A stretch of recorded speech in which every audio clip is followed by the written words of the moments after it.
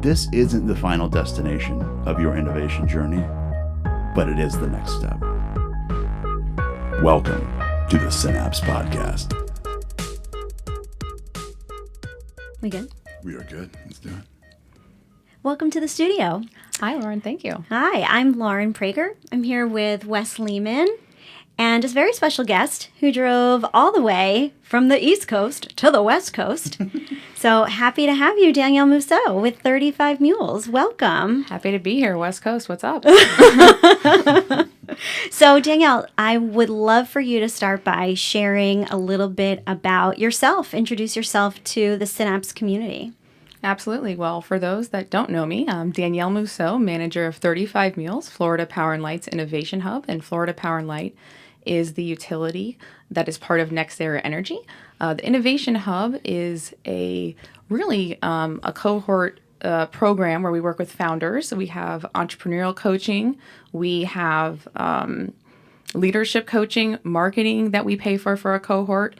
And really what this is we don't really consider ourselves an accelerator or an incubator. That's why we have the funny name Innovation Hub. And I think we talked about that earlier, Lauren, and we're really proud of that. It's a 12 to 18 month program with rent-free workspace and $100,000 of a non-dilutive cash grant just for founders.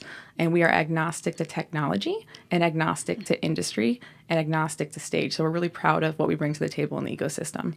That's huge. That's a lot to unpack also. So I want to make sure that we dive into that and help our audience, our listeners, really understand so many facets of why you're doing this, what it means for the ecosystem, what the hub is contributing truly, and the types of companies that you've been nurturing since it opened. In the midst of the pandemic, you've made even such an impact through the program since then. So let's talk a little bit about Florida Power & Light and kind of high level, because parts of the listening audience in Florida will be familiar with FPL, but many won't. And there's an interesting history that's ultimately enabled the company to be able to launch a program like 35 Mules. So I'd love for you to kind of share a little bit about the origin story that launched FPL and a little bit about the history. Absolutely. So for those that don't know Florida Power & Light, especially on this coast, we actually are the largest utility in Florida, but we started from really humble beginnings. In 1925, we had a couple different enterprises, but we started as an ice plant with a sponge fishing boat and 35 mules. There's a little hint there in our origin story, which I can get into more later. And really, we grew to having more than 12 million customers. So we're in 42 of Florida's 67 counties. And really, we've been powering the state where people live, work, and play for a very long time, and really proud of the clean and reliable and affordable energy we've been bringing to the state. So through 100 years, 35 Mules and an ice distribution business has launched this really not just omnipresent, but really innovative power company. So share a little bit about some of that transformative energy that FPL has been able to generate and bring to the Florida community over these last 100 years. There are a lot of different tools in your toolkit. Absolutely. So, we've always kind of been an innovative company. So we always do things before people have asked us to do it. So we moved away from foreign oil well before anyone talked about foreign oil. So in the early 2000s, we actually reduced foreign oil from a lot of our generating assets. We've saved customers over $12 billion with that. We were some of the first to deploy solar and battery technology in the state of Florida.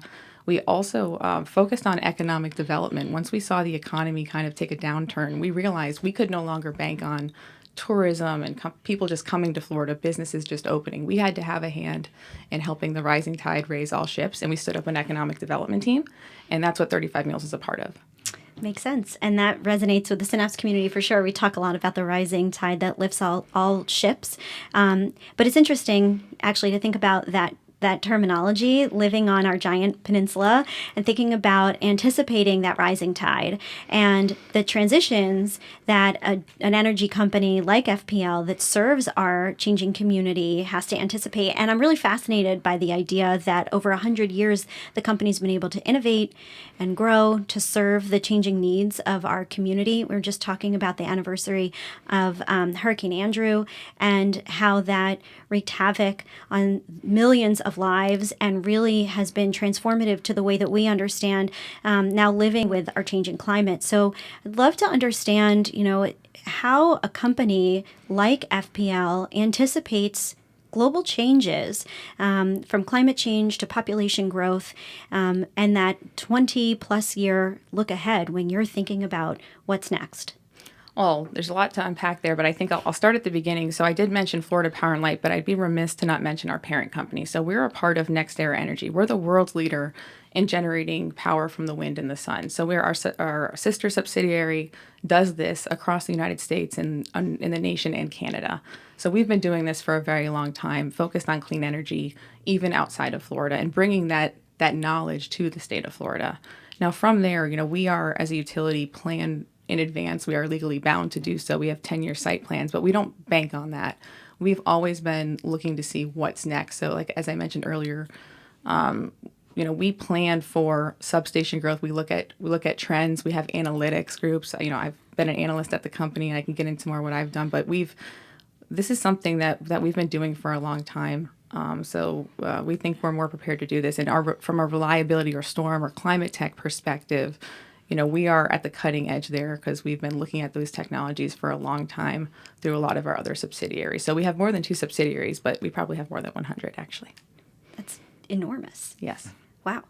Can you share a little bit about some of the innovative clean energy technologies that you're starting to see deployed and yielding results for Florida, but also beyond in the communities that NextEra maybe serves?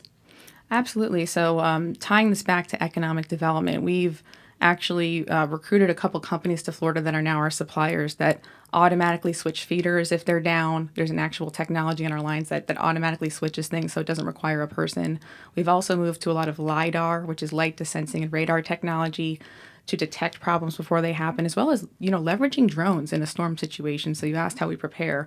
I mean, everything used to be human eyeballs, right? You have to roll a truck and roll this. I think there's going to be a day and age where we don't need that. We've rolled out smart meters well before others did. And now we're using drones and things like that to do inspections, to assess damage, and really make smart decisions so that we can put the power back on as quickly and safely as possible for our customers. And speaking of clean energy, NextEra Energy has just announced the Real Zero plan, which we're really proud of. I'd love for you to share more about that.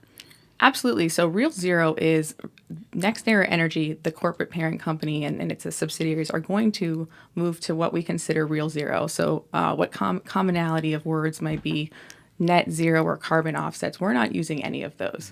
We're calling this Real Zero because this means that anything that we produce at any of our plants, both outside of Florida and inside of Florida, will have zero carbon produced out of them. And what does that mean? That means that we will effectively help our customers have zero carbon impact from anything that we provide to their homes that generates power.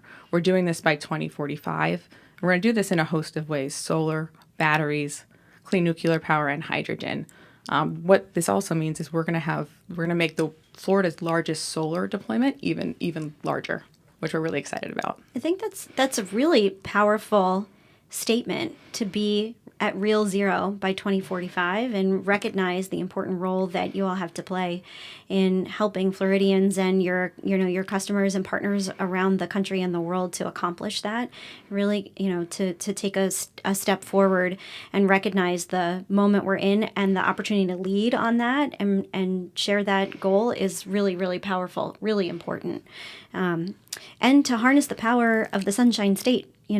I always thought it ironic in other countries around the world that I've had the opportunity to visit.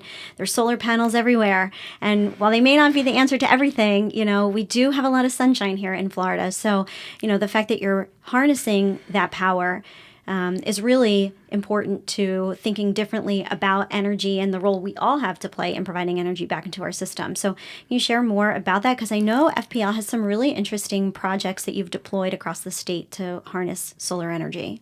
Well, and well before our Real Zero plan, Florida Power and Light committed to 30 million solar panels deployed by 2030. And now we're actually going to hit our goal 5 years early by 2025.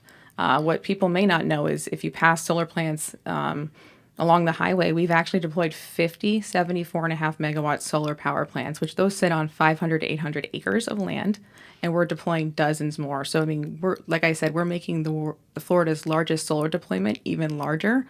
And we're going to have probably close to 100 or more solar facilities in the state of Florida. So we truly will be the Sunshine State by the time we're done with this.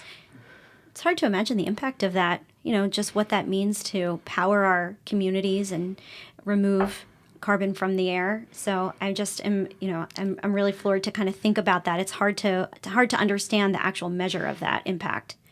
Yeah, and I think, there's many ways to look at it, but I think what's really important is that we're going to make this easier for our customers. So it is a really hard thing for the everyday person or even a business or a startup to understand. So one of the things that we do with 35 Mules is we're even having a carbon accounting class for our cohort. So we pivot to different kinds of things like this because I think big commercial industrial customers or big utilities, we understand this, but how can others take part in this? So we actually have a few programs under the Florida Power and Light umbrella and NextEra Energy umbrella that will actually allow our customers to be able to use our tools to be able to take Real Zero and then apply it to them at a next level. So more to come there.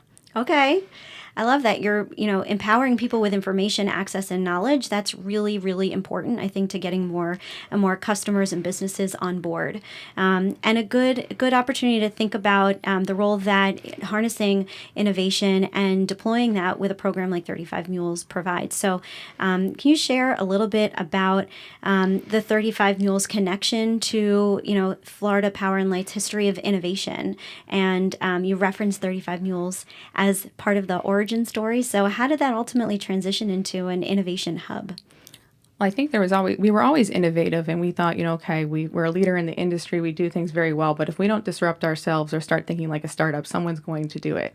So I can't take any credit for the program, but the thought was to have an innovation hub and really get us to think like founders and also really leverage. We've been very successful in our Office of Economic Development, recruiting companies and creating meaningful jobs for Floridians, capital, investment tax to the communities. So we thought, okay, why would we just focus on recruiting businesses here? Why don't we keep them here and start from the ground up? Let's grow them here and keep them here. So that was really why it sits in the Office of Economic Development and why it's important to keep jobs and why the referrals that you've given me and that we give our founders and other stakeholders in the ecosystem really matter, because if people can make meaningful connections, commercial introductions to the business community of Florida, whether that's venture capital, whether that's a relationship with a hospital, any sort of supply chain relationship, we think that they'll be more likely to stay here and grow here, and we'd rather have them be here from the beginning. So we're really proud of that piece. And from the origin story, I think we've always really looked at. We've had different exercises internally, which I can speak on, where we've always kind of disrupted ourselves, and we've never really talked about it, but we've really this is now really a part of our DNA, and we're really proud to share this with the outside world. So yes, we're focused on our founders and connecting them, but I think, as I've mentioned to you, we really focus on startups even outside of our program. We believe as a Fortune 200 company located in Florida, focused on clean energy, but really that we're a large business. We don't need to just focus on energy to make a difference and connect people in this community. I'd love for you to share more about that innovative spirit that you were referring to, because, we oftentimes speak with corporate leaders and there's an aspiration to be innovative, or a thought that they're innovative, or a question as to how to cultivate a true environment that fosters innovation, where it's not just a department or an individual, but it really is something that's pervasive.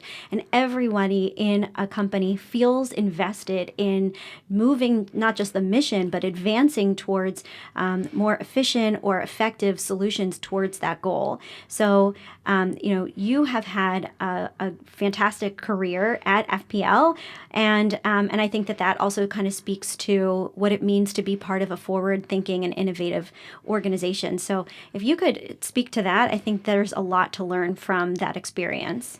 Absolutely. So at NextEra, we have a program every year where employees get to submit ideas for cost cutting and revenue generating. It's a very formalized process. Every business unit goes through this process, and they sort of assign, we'll call it advisors to each business unit. I was very fortunate enough to be an advisor for 2 different business units, and you're almost their free consultant to get them through this process. But it's pretty incredible, because we end up saving millions of dollars for our customers, and then creating these new revenue generating ideas, which some of them end up being rolled out to our customers. I've been fortunate enough to have 2 ideas roll out company wide, and I've also been on our employees Shark Tank program. So I think what's really neat is there's avenues to share ideas.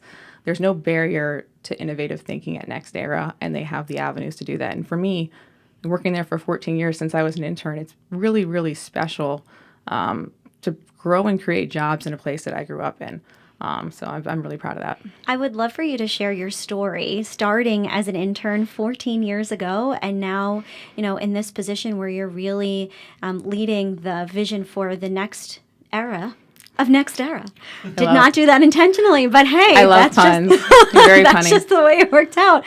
So share how you started and went from intern to this role. Well, I even have to start before that because I actually realized I've been involved in entrepreneurship before I knew I was going to be kind of working in innovation and entrepreneurship. I was in a global business magnet in Palm Beach Gardens High School, which is in Palm Beach County. I couldn't guess that, I'm sure. So you're a real Floridian, a real I am native. a real one. All right. Not that those of us who are transplants are not now real Floridians. I don't want any haters out there because I'm a transplant too, but okay. Well, I have to admit I'm a Green Bay Packers fan, so sorry about that. Now Listen. Wes is... My parents are from Wisconsin, so I'm like a Midwestern girl with a Florida heart, if that means anything to anybody. But I get it.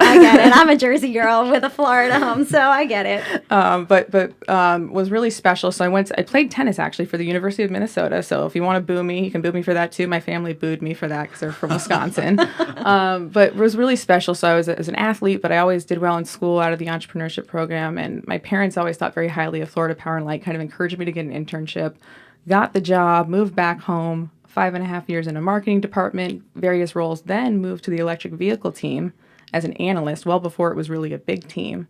And I had the pleasure of kind of project managing charging stations and doing educational programs, then moved to economic development, and I just fell in love. I couldn't think of something more valuable than helping to create jobs for Floridians. My dad lost his job when I was in college, and just the stress and the meaning of a job is very personal to me. So anything I can do to help founders create more jobs in their own business and for our state is really special to me. And in the economic development role, I really focused on recruiting our supply chain and clean energy manufacturing to Florida. So that's why I have some knowledge there. And that was a passion of mine forever. So to translate that and have the opportunity to run and manage 35 mules, to do this from the beginning is I couldn't think of a greater opportunity. And for me, taking it to next level means we move beyond just our cohort. Our cohort, we have a successful program.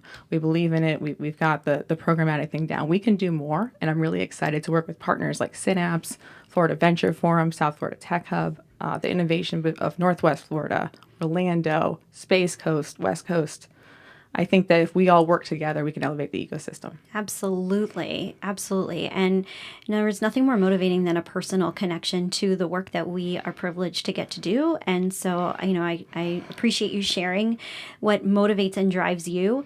And you're now able to translate that to so many people as you bring them into the Florida community. So when you're talking to companies about moving here or being a part of the Innovation Hub, what's your Florida pitch? What is it that you really lean on to help people understand it's more than just the beaches and the sunshine? Yes, those are amazing. But what do you find as you're building our innovation ecosystem here that you keep going back to when you tell the Florida story? Well, obviously, I think it depends on the business because I think we have a lot of selling points. But I think at the macro level, we are a state that is open for business. We've been successful through the pandemic. We don't have maybe as many incentives as other states, but we have great training programs. We have incentives for infrastructure. We have incentives for other really meaningful things. And our tax climate is always ranked top almost in the nation. And I think the only states that beat us are ones that I'm pretty sure none of these companies are going to move to, candidly. So, I always say, $1 million in Florida is worth more than $1 million in another state. So if you're looking to make money and be successful in your business or have money for your family, this is the place to be. And oh, by the way, it's a great place to live and work. And there's clean energy. So, there's a whole lot Yeah. here. And the ecosystem really is growing. I think the stats show. And if you're following the news, we're in it a lot. Absolutely. And I think that's also really important to understand the resources that are here and across the state that actually support businesses, not just startups, but also growth stage companies or even, large corporations that are thinking about relocating here, that have set up shop here, opened offices here, and people who are moving their families and their lives into Florida. That's happening in increasing numbers, and there's a lot of support in the community to accomplish that. And you've gotten a chance to see that firsthand. So what are some of the, the climate, the resources? You mentioned the tax benefits, of course, but, in the lifestyle, yes. What are some of the resources that you found to be particularly important in building an innovation ecosystem that supports all of these companies moving in here? Well, I think, all the different accelerators, all the different programming, right? Depending on what a company needs, they may need an accelerator, they may need an innovation hub or an incubator or just a resource from an organization like Synapse. I think venture capital is obviously moving here a hand over fist, and hedge funds, which often have a venture arm with them. So I think the money's moving to Florida. So if you need capital, you need money, it's here. I think that there are tons of resources. We just, as ecosystem partners, have to do our best job to connect the founders to them, because I think it's all here. I think that it's more of the story is they don't know about it. Yeah, exactly. And, that's one of the reasons why the partnership is so valuable, because being able to celebrate the accomplishments, tell the story, engage with the founders and with the innovative community is really, really crucial to have a key point of entry. One of the, I think the values that 35 Mules brings in is that there is a clear point of entry for companies that are looking to engage with a corporation like FPL and NextEra. There is an entry point. And so I wondered how that really has transformed your ability to engage with the community, and how FPL's created a resource so that those companies know how to find you, know how to work with you, know how to take advantage of the resources and information sharing that you've created so that you can build an even stronger innovation ecosystem. Well, I know we're looking at a lot of different tools, and we're trying to actually list all the incubators and innovation hubs on our website. Obviously, everyone that's worked on a website knows how long a labor of love that can be. So more to come there. It's a nice way to put it. Yeah, I try to keep a positive spin on everything. If you know me well, and one of the things that I think we can do a better job of is kind of, like I said, aggregating the resources. But what I think we can do is really connect the resources that NextEra has. So as I mentioned, people kind of consider us as a utility. We're a statewide partner. We have employees in every county that we serve. We have statewide relationships. So we feel that out of 35 Mules in the Office of Economic Development under my vice president, if you have a relationship, we probably have a connection to get you to the person you need to speak to. So we're very excited to be kind of a lead connector beyond for our cohort, but also for founders that really need things that we can provide. And certainly, right, there's industry specific connections, but we work with hospitals, we work with ports. We have a relationship with local elected officials to make sure we get their power on. So we try to add value to our customers, and 35 Mules and connecting startups to these customers or these relationships is not only meaningful for us, but meaningful for the people that we serve in the state of Florida.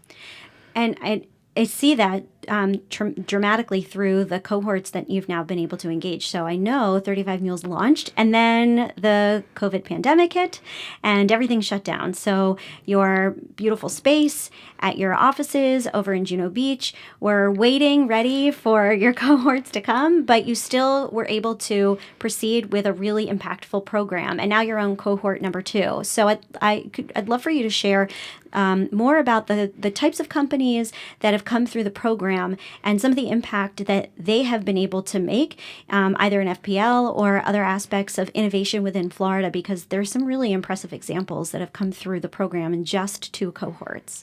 Well, I appreciate that. And I can't take any credit for at least the first one, but I watched it as a colleague of the other team that did that. So they certainly had to pivot, and I think they did a fantastic job. I think we all did in the pandemic. So all the programming was virtual. We pivoted there, but we're really excited to have a second cohort and really utilize the space. And I think there's nothing greater than human connection in person. Certainly, I'm grateful for the virtual aspect because that allows you to reach more people. But I think more meaningful relationships are made that way. And for kind of successes are where we've come. We've had companies that have had pilots with us.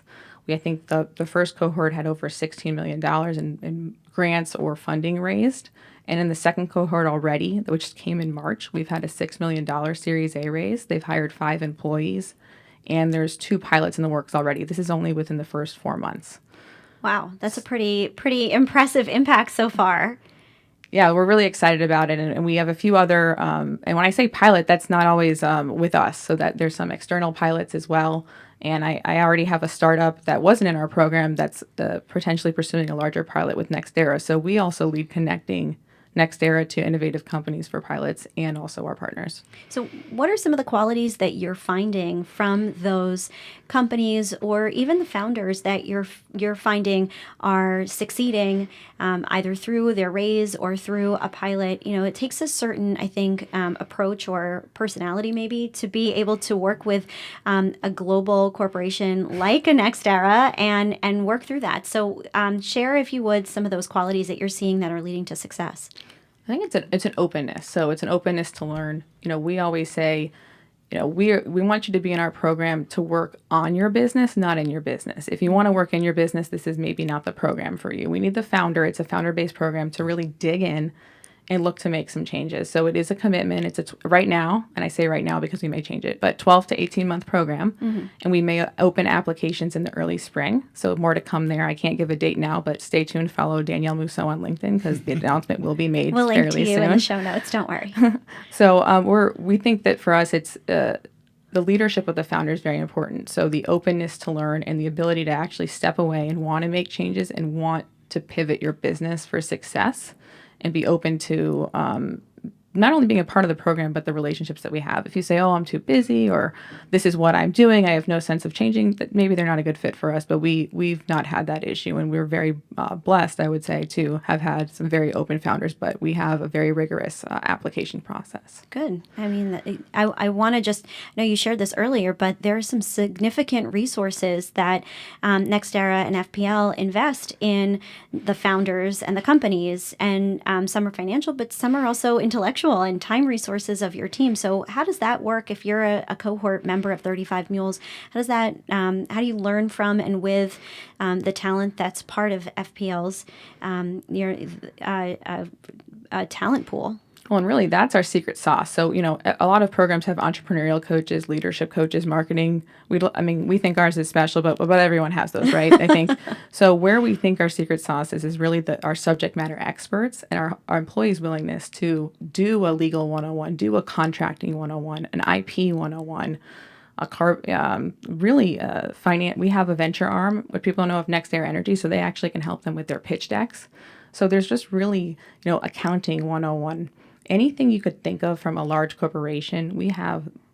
Actually, one of our most popular sessions, I think we're on session 3, is HR 101, how to hire a CFO, how to split stock, how to make an offer, how to fire, how to compete with large companies. We give those. Our directors and leaders actively help these startup founders, you know, think differently and think about how to compete. We don't just give them the advice that works for us. We give them advice as a global leader in business. That's really powerful to be able to take advantage of those insights. And also, I think for the team that's doing that, to think about